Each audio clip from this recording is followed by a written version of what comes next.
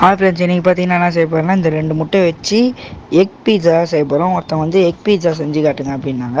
அது மட்டும் இல்லாமல் இப்போ நம்ம செய்ய போகிறது ஜஸ்ட் ஒரு 3 மினிட்ஸ்லேயே 4 மினிட்ஸ்லேயே நம்ம இங்கே செஞ்சிடலாம். ஃபஸ்ட்டு அதே தான் ஃப்ரெண்ட்ஸ், இந்த 2 முட்டையை வந்து வச்சு ஊற்றி வச்சிக்கின்னு பார்த்தீங்கன்னா, அதுக்கப்புறம் என்ன பண்ணணுன்னு பார்த்தீங்கன்னா, சால்ட்டு கொஞ்சம் போட்டுக்கணும். பால் ஊற்றிக்கணும். பால் தேவையான அளவு ஊற்றுங்க. ரொம்ப ஊற்றிட்டிங்கன்னா அது வந்து வேவாது. பால் ஊற்றிட்டு அப்புறம் கடாயை கொஞ்சம் மீடியம் ஃப்ளேமில் வச்சிங்கன்னா அதை ஊற்றிக்கின்னு அப்படி நல்லா ஸ்ப்ரெட் பண்ணிக்கணும். அது பபுள்ஸ் மாதிரி இது ஊறிடும்.